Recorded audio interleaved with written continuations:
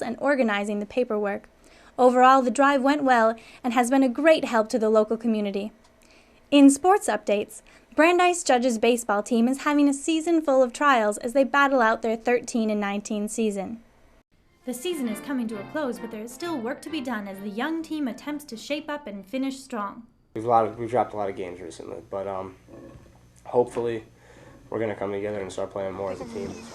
So what does it take to make a winning team?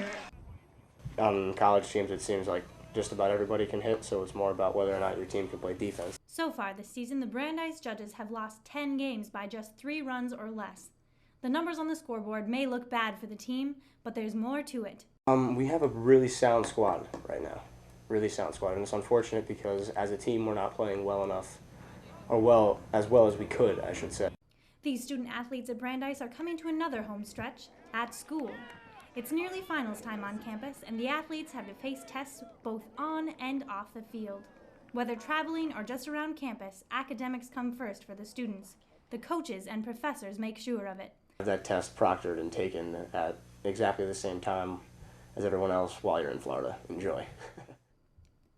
Combining brains and baseball can be tough, but games won't win themselves. The team members must rely on each other for support and focus.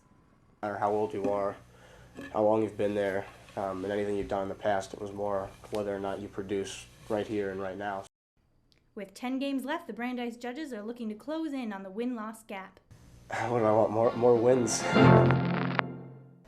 We wish them the best of luck and a sunny future. Speaking of which, on to Michelle Lieberman for the weather. Now for your weather updates. For your 7-day forecast, we are seeing a variety of different weather patterns coming in from the south. But don't fret just yet. We will have a tastier forecast than last week's cloudy with a chance of meatballs predictions. Take a look at our satellite image of the Brandeis campus. For today, expect a shower of orange juice for breakfast, followed by a downpour of bagels and cream cheese. For lunch, be prepared for chicken Caesar salad falling from the sky with a high of 90-degree chicken noodle soup and a low of 30-degree ice cream sundaes. For Saturday, the weather will be looking a bit harsher. A windstorm of hamburgers will come in during mid-afternoon, with a flurry of pickles, lettuce, and tomatoes following. Brace yourselves for plenty of leftovers because the windstorms will be bringing gusts of up to 20 miles an hour. For Sunday, expect a brief shower of coffee, low clouds of eggs sunny side up, followed by pieces of toast. Peanut butter and jelly will sprinkle down later during lunchtime for a scrumptious peanut butter and jelly sandwich. As usual, a storm of milk will pour down following the meal. For Monday, frankfurters, already in their rolls, are expected to blow in from the northeast at 5 miles per hour. Mustard clouds will be nearby. For dinner, the winds will shift to the east and bring in baked beans. A drizzle of soda will finish off the meal.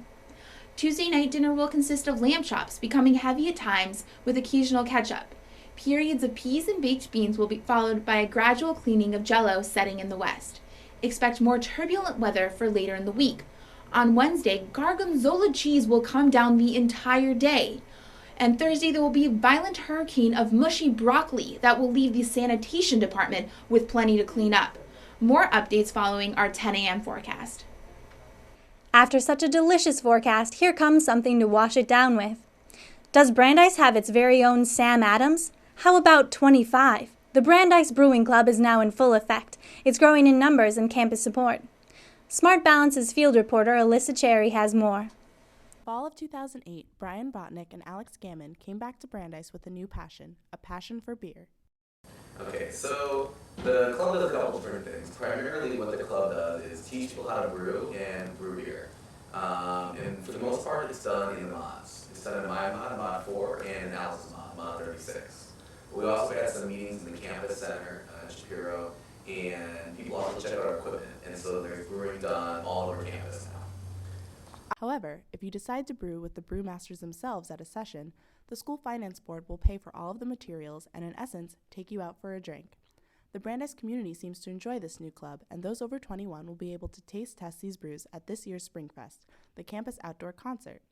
Those underage can get in on the fun too. Allowed to be in the club if you're not 21, as long as you're not drinking.